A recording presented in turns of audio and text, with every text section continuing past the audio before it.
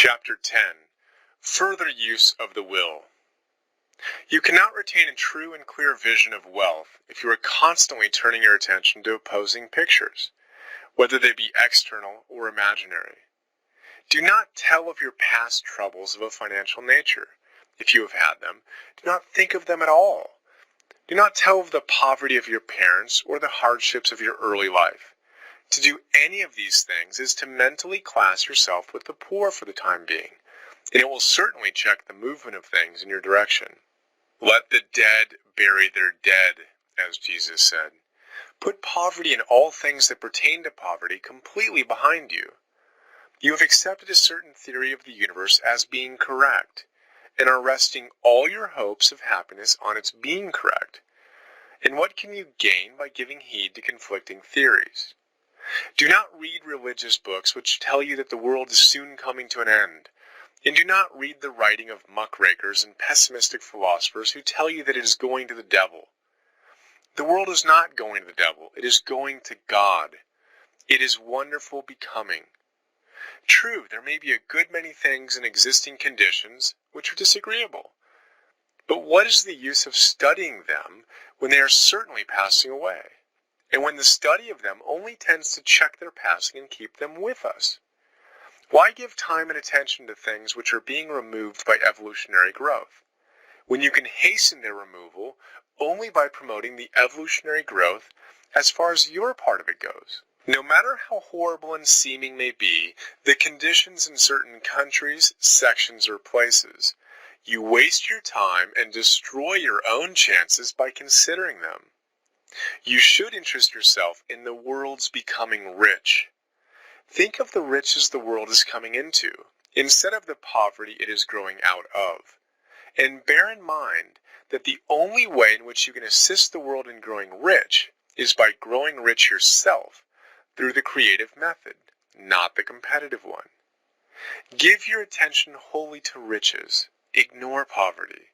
Whenever you think or speak of those who are poor, think and speak of them as those who are becoming rich, and those who are to be congratulated rather than pitied. Then they and others will catch the inspiration and begin to search for the way out. Because I say that you are to give your whole time and mind and thought to riches, it does not follow that you are to be sordid or mean. To become really rich is the noblest aim you can have in life, for it includes everything else. On the competitive plane, the struggle to get rich is a godless scramble for power over other men. But when we come into the creative mind, all this is changed. All that is possible in the way of greatness and soul unfoldment, of service and lofty endeavor, comes by way of getting rich. All is made possible by the use of things. If you lack for physical health, you will find that the attainment of it is conditioned on your getting rich. Only those who are emancipated from financial worry, and who have the means to live a carefree existence and follow hygienic practices, can have and retain health. Moral and spiritual greatness is possible only to those who are above the competitive battle for existence, and only those who are becoming rich on the plane of creative thought are free from the degrading influences of competition. If your heart is set on domestic happiness, remember that love flourishes best where there is refinement, a high level of thought, and freedom from corrupting influences. And these are to be found only where riches are attained by the exercise of creative thought, without strife or rivalry. You could aim at nothing so great or noble, I repeat, as to become rich, and you must fix your attention upon your mental pictures of riches to the exclusion of all that may tend to dim or obscure that vision. You must learn to see the underlying truth in all things. You must see beneath all seemingly wrong conditions the great one life, ever moving forward toward fuller expression and more complete happiness.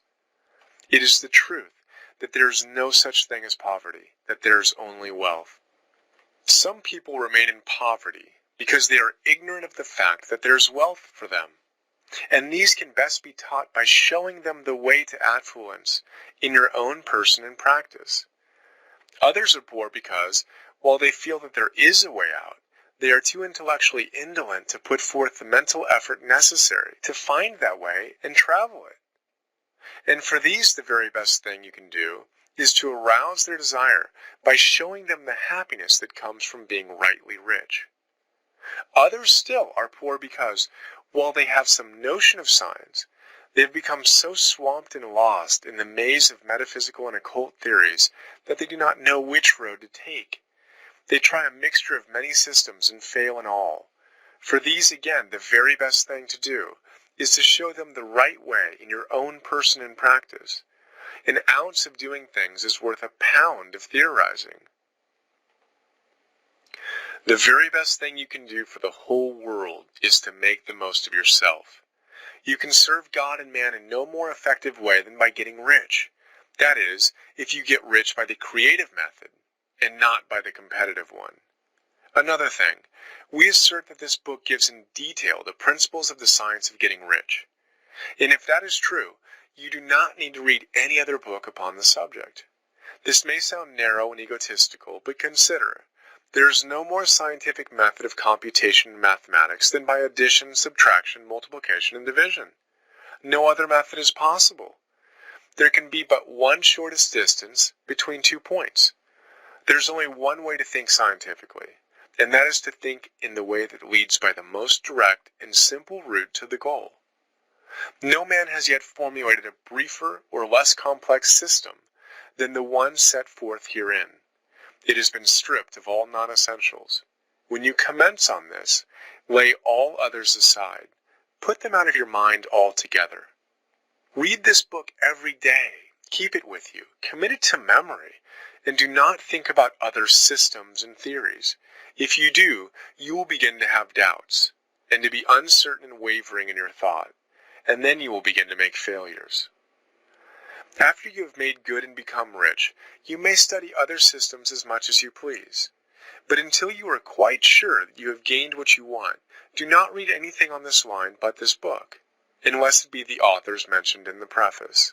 And read only the most optimistic comments on the world's news, those in harmony with your picture. Also, postpone your investigations into the occult. Do not dabble in theosophy, spiritualism, or kindred studies. It is very likely that the dead still live and are near. But if they are, let them alone. Mind your own business. Wherever the spirits of the dead may be, they have their own work to do and their own problems to solve, and we have no right to interfere with them. We cannot help them, and it is very doubtful whether they can help us, or whether we have any right to trespass upon their time if they can. Let the dead and the hereafter alone, and solve your own problem. Get rich.